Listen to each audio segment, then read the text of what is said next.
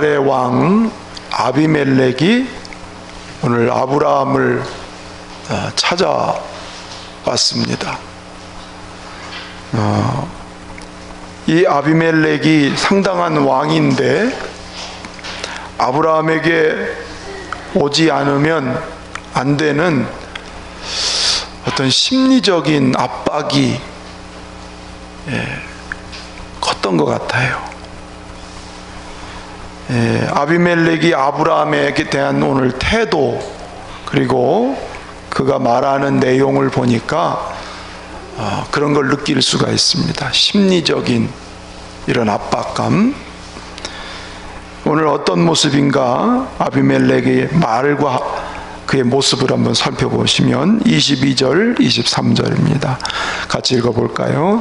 그때에 아비멜렉과 그 군대 장관 비골이 아브라함에게 말하여 이르되 내가 무슨 일을 하든지 하나님이 너와 함께 계시도다. 그런즉 너는 나와 네 아들과 내 손자에게 거짓되이 행하지 아니하기를 이제 여기서 하나님을 가리켜 내게 맹세하라. 내가 네게 후대한 대로 너도 나와 네게 머무는 이 땅에 행할 것이니라. 아멘.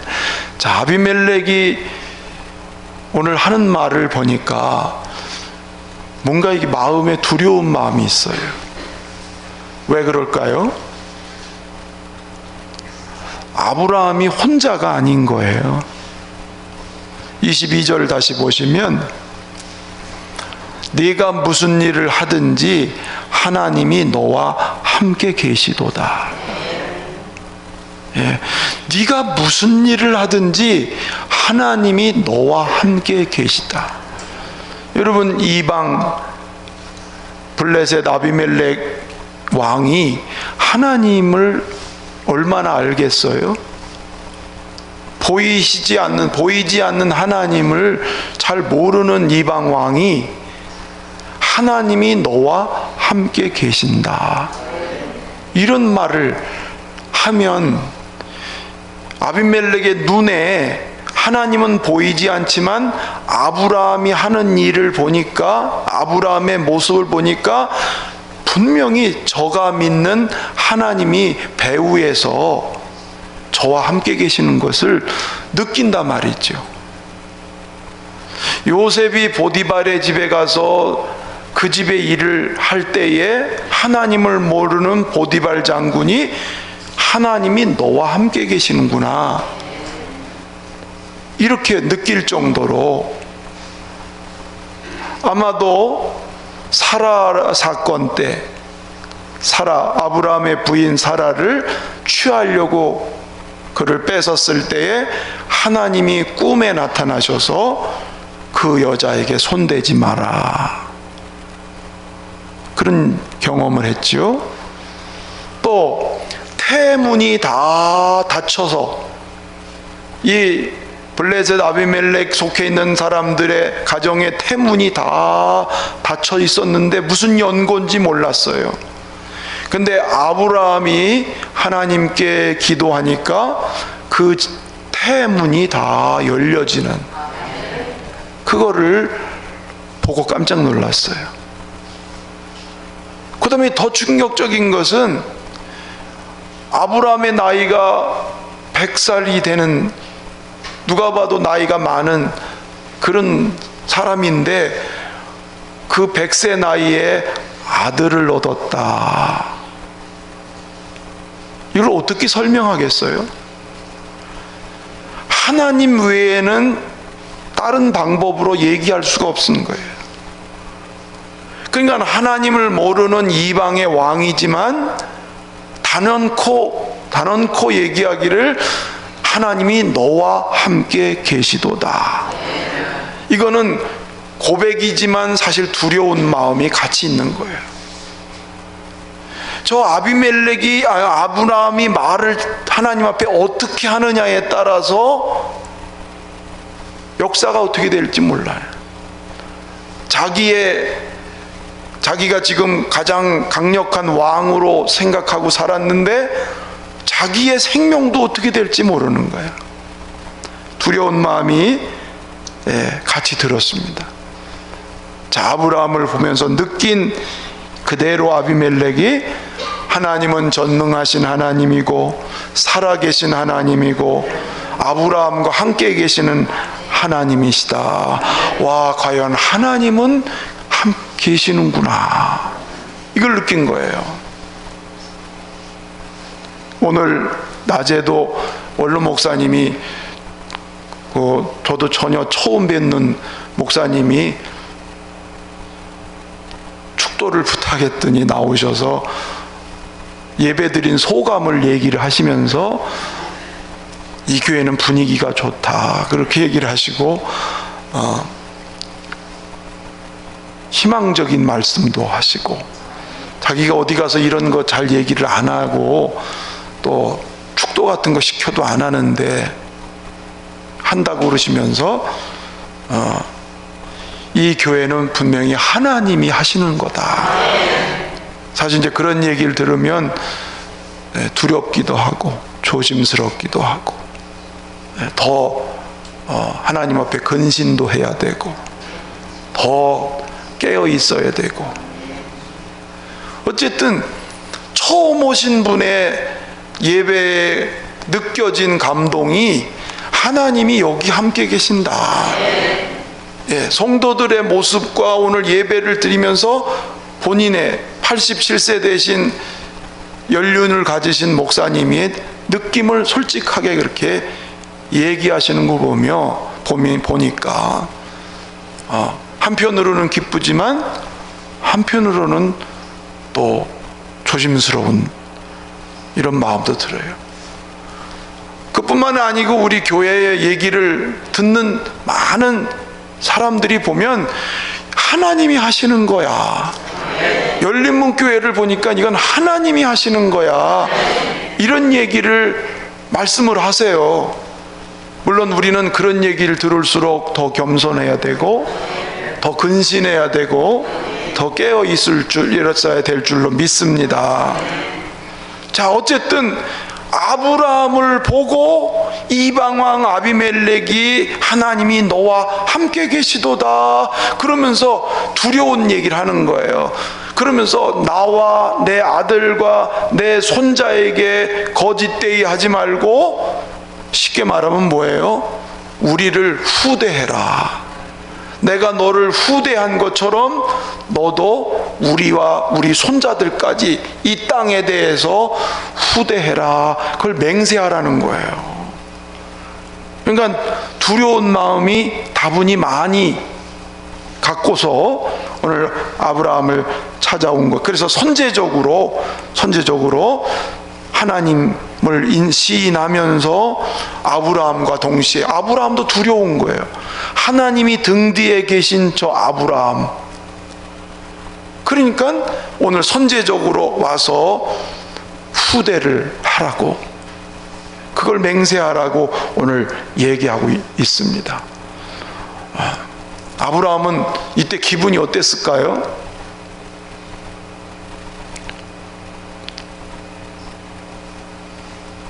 기분이 어땠을까요? 굉장히 하나님이 함께 하시는 증거가 되니까 좋았겠죠? 그렇죠? 그런데 여기서 아브라함은 우쭐대지 않아요. 여기서 자고하지 않아요. 오늘 아브라함의 모습을 보게 되면 24절 말씀 한번 읽어볼까요? 24절 시작. 아브라함이 이르되 내가 맹세하리라 하고. 지금 하나님께서 아브라함을 어떻게 하셨어요? 굉장히 존귀하게 만드셨어요. 이방 사람들을 통해서 그 이름 아브라함이라고 하기 전 아브람, 그 뜻은 존귀한 사람 이라고 한 그 말씀대로 하나님이 정말 그 이방 땅에서 아브라함을 존귀하게 하나님 그를 높여주셨습니다. 그런데 이 아브라함이 아비멜렉의 칭송과 아비멜렉의 이 말을 듣고서 뭐라 그러냐면 내가 맹세하리라 그러면서 상당히 성숙한 그런 인격의 모습을 오늘 표현하고 있습니다. 내가 맹세하리라. 그러니까 아비멜렉의 화친의 제의를 지금 할 때에 아브라함이 그것을 수용하고 그걸 받아들이면서 관용하면서 그렇게 내가 하리라 이렇게 대답을 하는 거야. 그러니까 상대방이 높여줬을 때, 칭송하고 올려줬을 때 우쭐하고 자고하고 교만한 게 아니라 오늘 그는 오히려 마음을 겸손하게 낮추면서 전에 한때 아비멜렉이 자기에게 안 좋게 나쁘게 한 적이 있지만 그럼에도 불구하고 넓은 마음을 가지고 내가 맹세하리라, 그 말을 그대로 수용하고 받아들이는 넓은 관용하는 인격의 모습을 오늘 보여주고 있어요. 사실은 아비멜렉이 전에 어땠냐면 저 아브라함 같은 족장쯤은 아무것도 아니야. 저가 어디서 굴러왔는지 모르지만 저 아브라함 저 정도는 내 앞에서 아무것도 아니야. 내 힘과 내 어떤 가지고 있는 이 무력을 가지고 얼마든지 통치하고 얼마든지 저를 내가 누르면서 할 수가 있어. 사실 아비멜렉이 아브라함을 조금 깔봤거든요. 그러니까 자기가 높은 위치에 있어서 내가 너를 통치한다, 이거를 나타내기 위해서 사라를 뺏은 거거든요. 그 당시에 근동의 문화에 의하면 통치하는 사람은 통치받는 사람의 부인이나 여자를 취하는 것이 당연지사가 된 거예요. 그래서 사라를 자기가 취하려고 뺏었던 거거든요. 그런데 오늘에 와서는 완전히 바뀌어졌잖아요. 그때 아브라함이 그 아비멜렉이 전에 자기를 대했던, 우물을 뺏고 대했던 그런 모든 수모와 수치가 있지만은, 그러나 아브라함은 여기서 그의 화친하자고 지금 제의한 것을 그대로 수용하고 받아들이는, 관용하는 넓은 마음을 오늘 보게 됩니다. 존귀한 사람은 이렇게 다른 사람에 대해서 넓은 태도를 보여주고 있는 거예요. 할렐루야. 그런데 여기서 아브라함은 아주 중요한 걸 하나 짓습니다. 내가 네 말대로 맹세는 하지만 지난날의 잘못된 것에 대해서는 너도 알아야 된다. 그러면서 25절 26절 말씀을 아브라함이 꺼내고 있어요. 자, 읽어보실까요? 시작.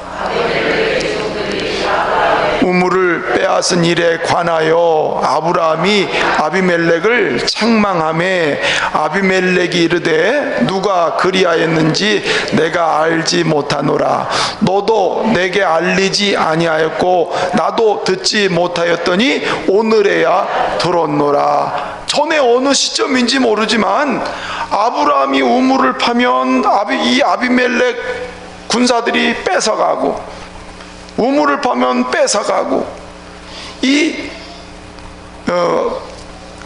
지역의 우물이라고 하는 것은 생존권이거든. 그러니까 아브라함이 거기에 정착하지 못하도록 계속 방해하고 계속 빼앗고 계속 견제하고 그래왔던 적이 있었어요. 오늘 아브라함이 그 얘기를 꺼내면서 책망을 합니다. 수용하지만 내가 너를 얼마든지 앞으로 화친을 맺고 해치지 않는다는 것을 맹세하고 수용을 하지만 잘못한 것에 대해서는 깨끗하게 정리를 하자. 얼마든지 받아들이지만 또 정확하게 앙금이 가라앉아 있는 것은 깨끗이 제거하는. 아브라함을 보니까 이제 신앙이 성숙해서 받아들이면서도 정리할 것을 깔끔하게 정리하는 이런 모습이 오늘 아브라함에게 성숙한 인격 속에 잘 드러나고 있어요. 전에는 어땠지요? 아브라함이 구차한 변명만 했단 말이에요. 이 아비멜렉인데 사례는 내 누이면서 그래서 내가 목숨이 아깝고 그래서 이렇게 누이라고 속인 거라고 이러면서 구차한 변명을 아브라함이 그동안 했었는데, 오늘 하나님이 그의 위치를 높이 해주시고 존귀하게 해주시니까 이제는 아브라함이 그 하나님이 세워준 위치에서 책망할 것은 책망하고 수용할 건 수용하면서 질서를 딱 잡아가는 그런 성숙한 이런 모습을 오늘 봐요. 성도들이, 우리들이 서야 할 자리, 우리가 이 세상에서 있어야 될 자리, 사람들한테 여러분 존귀해지기를 바랍니다. 이방 사람들이 보면서, 예수 믿는 우리 믿음의 성도들, 교회를 보면서 아, 정말 교회답다, 성도답다, 아, 너무 인정해 줄 수 있는 그런 사람이 되기를 바랍니다. 그러면서도 세상의 죄에 대해서는 단호하게 말할 수 있어야 돼요. 적당히 죄와 타협하고 죄 짓는 거에 대해서 그냥 적당히 어울려서 대충 살아가는 그런 존재가 아니라, 저들을 사랑하고 용납하고 이해하고 받아들이고 이래서 존귀해지지만, 죄에 대해서, 잘못한 것에서, 부정한 것에 대해서는 엄격하게 할 줄 아는, 그게 하나님의 사람이 성숙한 모습이라고 할 수가 있는 거예요. 우리가 직장에 가든지 어느 공동체를 가든지 어딜 가든지 이 두 가지가 균형이 잡혀서 존중을 받고 인정을 받고 높임을 받으면서도, 그러나 악에 대해서, 죄에 대해서는 엄격할 수 있는 이 균형이 우리들에게 있을 때, 우리는 이 세상에서 하나님의 선한 도구로, 의의 도구로 쓰임받을 줄로 믿습니다. 자, 그래서 오늘 이 아브라함은 맹세하리라 하면서 책망할 것은 책망을 해요. 그러니까 아비멜렉이 입으로 시인하는 거잖아요. 나는 이거 지금 처음 듣는 얘기다, 이거 내가 지금까지 몰랐던 얘기다, 그러면서 앞으로는 이런 일이 다시는 일어나지 않도록 매듭을 깔끔하게 짓고 나서 오늘 아브라함은 이제 약속을 맺습니다. 27절 보실까요? 시작. 아브라함이 양과 소를 가져다가 아비멜렉에게 주고 두 사람이 서로 언약을 세우니라. 양과 소를 줬다 그랬어요. 예, 양과 소를 줍니다. 여러분, 이건 뭘 의미냐면, 그 아비멜렉이 제안한 것을 내가 기쁘게 받아들이겠다고 하는 어떤 확증하는 선물로 그에게 이걸 주는 거예요. 그 아비멜렉이 제안한 것을 받아들이겠다. 만일 이런 선물을 받아들이거나 이걸 교제가 없으면 싸우겠다고 하는 표시가 되는 거예요. 그런데 오늘 아브라함은 기꺼이 짐승을 아비멜렉에 주면서 약속을 맺습니다. 여러분, 여기서 아브라함은 왜 여기서 상대 아비멜렉이 그동안 자기한테 잘못한 부분들도 있지만 그걸 수용하면서 기쁘게 받아들이면서 선물까지 주는 이유가 뭘까요? 아브라함의 의식 속에는 항상 뭐가 들어있냐면, 하나님이 약속한 것이 어떻게 이루어지는가, 이거에 대한 관심이 있는 거예요. 이 땅을 내가 너와 네 자손에게 주리라, 땅에 대한 약속을 하셨잖아요. 그러니까 아브라함은 얼른, 지금 사람이 자기에게 찾아왔지만 이거 지금 뭐 하는 거냐면, 아, 하나님이 지금 나에게 약속을 이루어 주시는 거구나. 할렐루야. 하나님의 약속이 지금 자기한테 이루어지는 것을 오늘 아브라함은 깨닫고 기쁘게 선물을 주는, 항상 아브라함의 이 포인트는 어디에 있냐면, 하나님의 약속이 이루어지는 것. 할렐루야. 그렇습니다. 우리는 항상 하나님의 약속을 바라보고 가야 돼요. 요셉이 애굽에 장사꾼에게 팔려가고 또 감옥에 가고 이 어려운 고난을 당했지만 요셉은 항상 어떤 포인트 초점을 맞췄냐면 하나님이 어렸을 적에 주신 꿈, 그 비전, 언약, 그것을 가지고 있었기 때문에 고생하고 노예로 가고 이렇게 모슴으로 잡혀가고 이런 어려움을 당해도 하나님은 이걸 통해서 꿈을 이루어 주실 것이다. 할렐루야.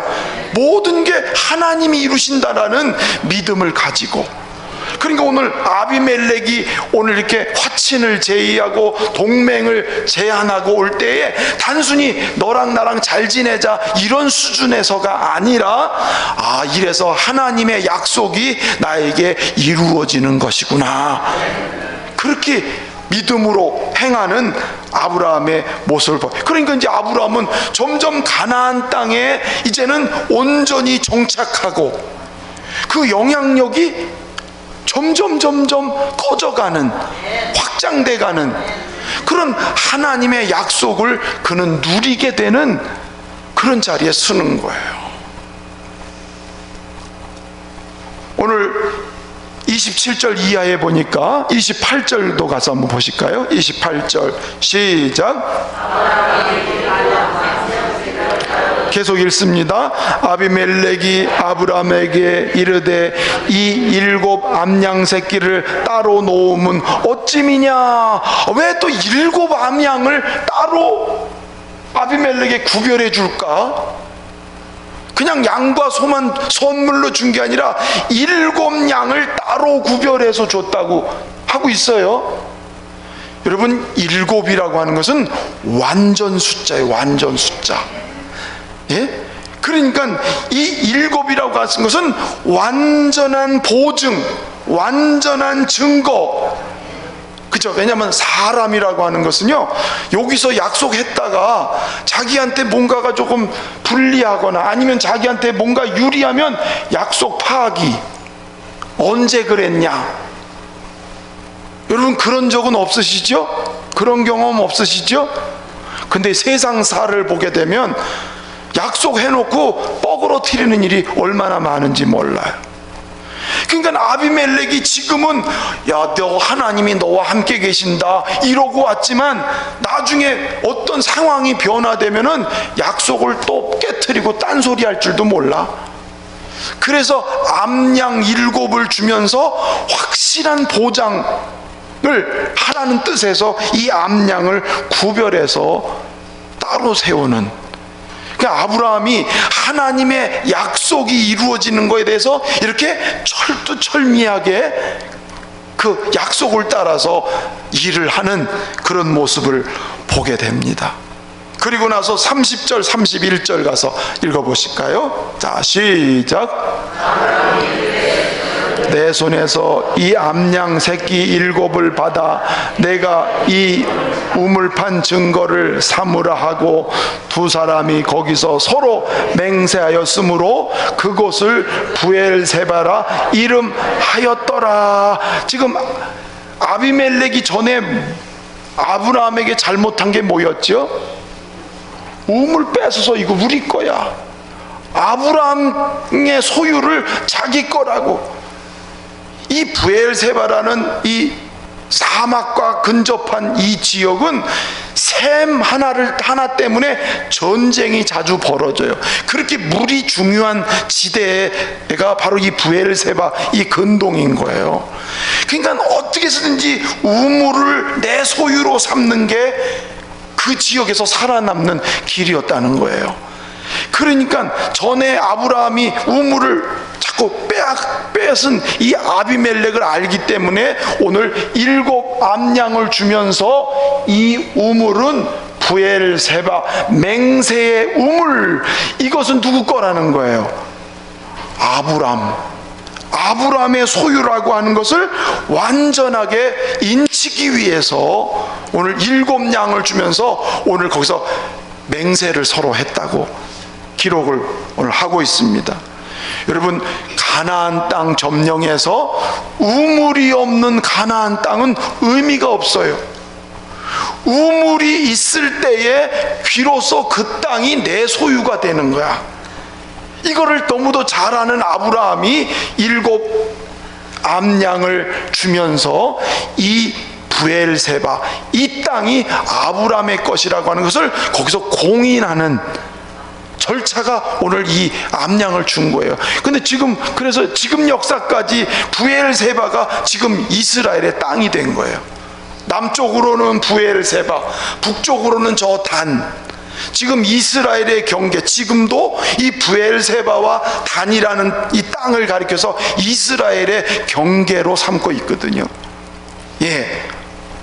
하나님께서 이제 이 브엘세바를 맹세의 우물로 얻게 하심으로 인해서 이 우물을 볼 때마다 하나님이 약속하신 가나안 땅을 이제 비로소 우리에게 주셨다라고 하는 것을 아브라함은 계속 상기하고, 반대로 아비멜렉은 브엘세바 이 우물을 보면서 이 땅이 이제는 더 이상 자기 것이 아닌 아브라함의 것이라는 것을 두고두고 보게 하려고 오늘 맹세의 우물을 두고서 오늘 이 절차를 밟고 있어요.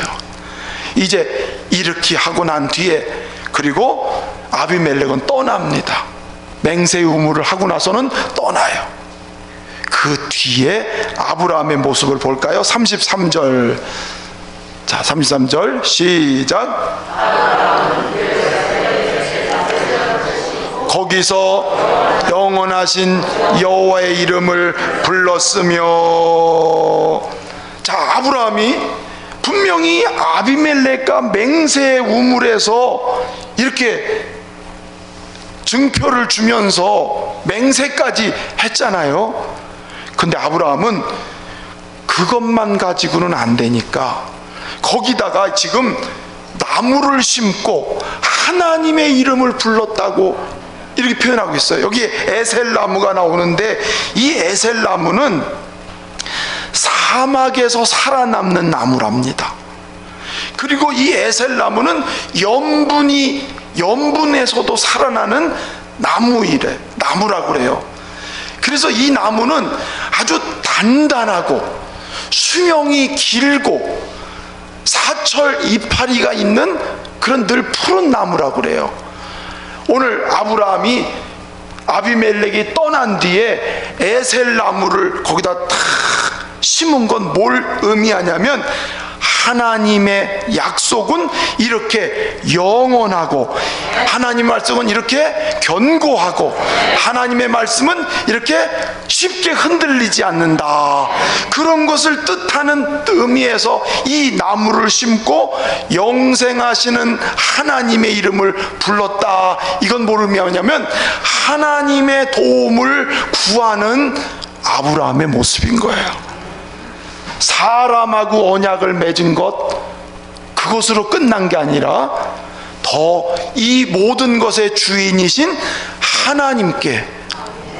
하나님과 맺은 언약은 영불변하신다는 신앙 고백을 담고서 그 나무를 심고 하나님께 경배드리고 하나님께 영광을 돌리는, 하나님만을 의탁하는 이 아브라함의 신앙 모습을 우리는 보게 됩니다. 오고 오는 세대에도 영원히 변함없으신 하나님의 언약이 이루어지기를 소망하는 믿음의 고백을 하면서 나무를 심은 거예요. 이제 보십시오.